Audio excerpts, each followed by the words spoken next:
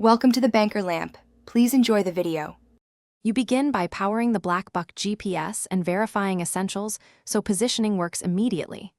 Turn the unit on and make sure battery level is above 50% or hooked to vehicle power. Next, insert an active SIM with data and enable mobile data. Set the APN if your carrier needs it. Finally, check the GPS antenna and place the unit where it has a clear view of the sky. This reduces time to first fix and avoids false locations. Once connected, you configure tracking parameters that determine accuracy and cost.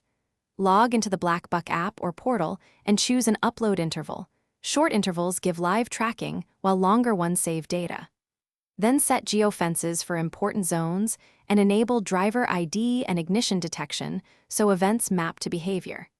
Make sure the device time zone and coordinate formats match your fleet system. This prevents misaligned reports and simplifies later analysis. To finalize, you run live checks and confirm the system is reliable in day-to-day use. Watch the live location and play back a short route so you can validate accuracy and timestamps. Trigger test alerts like geofence entry or overspeed to ensure notifications reach you.